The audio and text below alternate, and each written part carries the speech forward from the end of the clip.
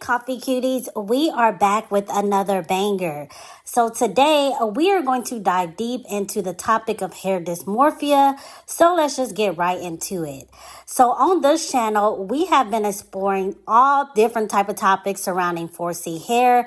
Now I want to do a deep dive into hair dysmorphia and the issues surrounding it. So the definition of hair dysmorphia is a condition where someone only notices the flaws in their hair when they look in the mirror. Now, hair dysmorphia is associated with a mental illness called BDD. BDD is body dysmorphic disorder. Mental health is a mental health condition, rather, that causes people to be preoccupied with their appearance and have excessive thoughts and behaviors about it. So I also want to say, why is this? I want to explore deeper into why Black women may be experiencing hair dysmorphia. And then, of course, I'm going to leave some tips and tricks at the end of the video like I always do. Also, this is a good time to let you know, be sure to check out my full natural hair playlist on my page. And I have plenty of tips and tricks there as well.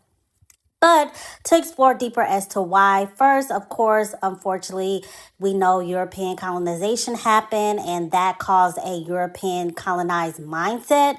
I did a full deep dive on that topic in my last natural hair video, so I'm going to leave it linked down below. But I also want to touch on the influence a mother can have with her children when it comes to their relationship with their hair. This was actually inspired by a commenter. I'm going to leave the comment on the screen, so I thank you very much for coming by and basically putting this into my head. But mothers are the first teacher, and unfortunately, a lot of Black moms pass down their toxic mindset surrounding their hair to not only their daughters, but their sons as well. So watching your mom day after day throwing on wigs, throwing on weaves, throwing on perms, etc. And then when they do their daughter's hair, they're basically acting like it's just a uncomfortable or dissatisfying experience, etc. And I also want to point out, like the subscriber or commenter rather stated, that this may mold the son's preference as well for a looser, curlier hair texture. Because if they're seeing their mother literally have so many issues and have so much hatred towards their hair, then naturally some sons may actually feel like, okay, well, I need to date a woman who has a looser curl pattern. So in my personal life, I can remember I got a perm around 4 or 5, somewhere young like that. I can't remember the exact age, but nevertheless, it was definitely too young to be getting any type of chemical relaxer or any type of anything into my hair. But I feel like my mom was not educated in that time period enough to know how to deal with natural hair. And honestly, during the 90s, everybody had a perm. It didn't matter if you were mixed and biracial with a looser curl hair texture or if you have 4C hair, you likely had a perm. So I can remember this mindset of having straight hair basically continued on up into my high school years when I had more control over my hair and actually grew it out long. In middle school, I had a perm as well, but I was basically experimenting, breaking it off, having struggle ponytails, etc. But in high school, when I had my own money and stuff, I would literally get my hair done every week in order to maintain this straight, beautiful hairstyles, etc. So it wasn't until my earlier 20s that I really learned how to embrace my natural hair. And I actually, once I started embracing my natural hair, my life literally changed for the better. I don't have the experience of people viewing my natural hair as unprofessional or doesn't feel like it's beautiful. I feel like I got way more opportunities, way more eyes on me, etc. when I embrace my natural hair. So I definitely will challenge Black women to see the difference that you will receive when you wear your natural hair versus when you wear like a wig or a lace front, etc. I feel like our hair is very magnetic, so it literally draws people to it. That can go for men, that can go for other women, that can go just to get you better opportunities, modeling wise, etc. It is just very magnetic, like I said before. So I definitely encourage Black women to embrace it.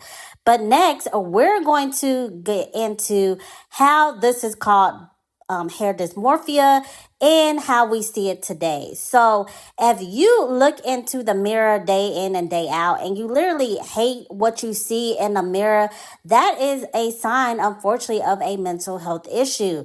Now, I'm not saying that you cannot enjoy different varieties of hairstyles here and there, change it up, switch it up, etc.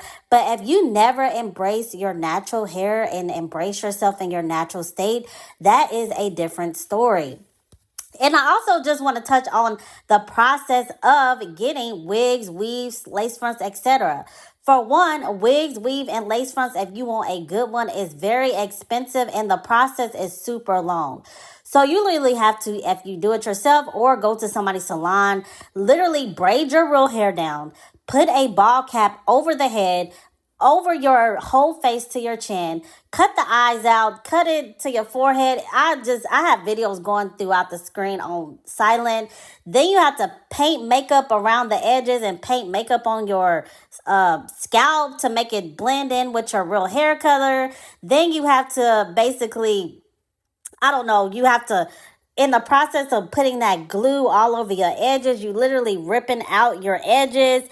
And then honestly, if you're putting all this glue and makeup and all this stuff, for one, it can break your face out. So I'm shocked that a lot of more people that wear weaves and lace fronts, etc., do not talk about, do they have acne or anything? Because all that stuff definitely will break out all around my hairline. But it also may be causing you to feel insecure when you do wear your real natural hair, because you're ripping out your edges. You're ripping out part of your hair in order to wear this temporary hair on your head.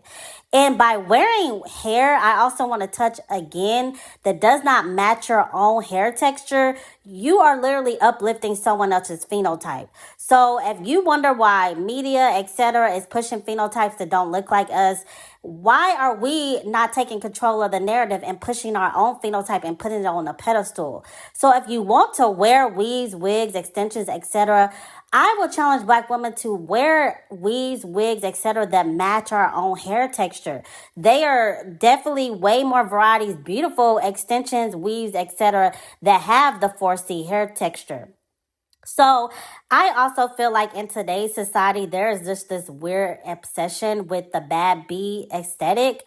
I feel like it comes, of course, from social media, etc., and entertainment, all of the above. But it's basically trendy to have this bust down middle part with hair all the way down to your butt, etc., silky, long, straight.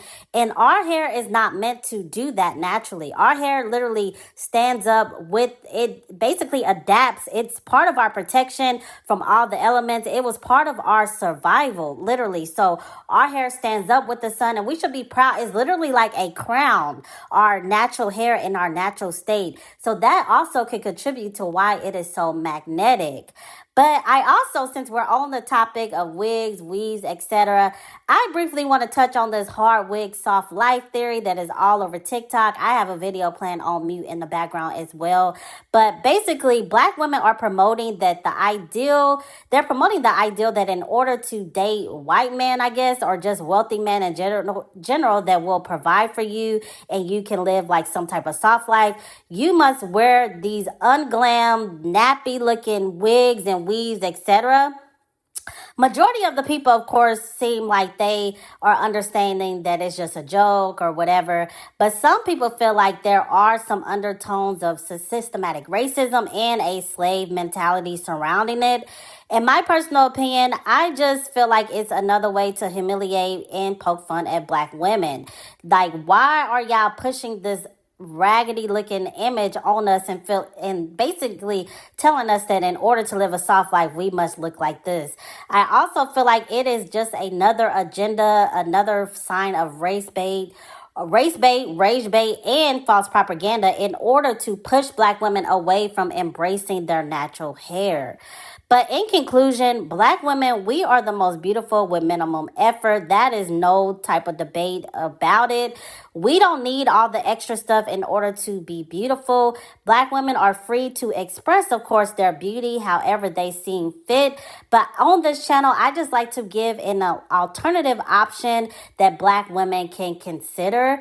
But I'm also going to be dropping more videos about what the products that I use within my 4C hair, how to make the process a lot more easier and manageable, etc. I also have a video talking about, is 4C really hard to manage? So if you're having any issues with managing and taking care of your real hair, I definitely encourage you to watch that video. But let me know what you think down below. Be sure to like the video, subscribe. Also, did I leave anything out? Leave any and all tips and tricks in the comment section below, and I will be sure to review it in future videos. Also, be sure to tell a friend because we are lit over here and there is a lot more to come. But until next time, see ya.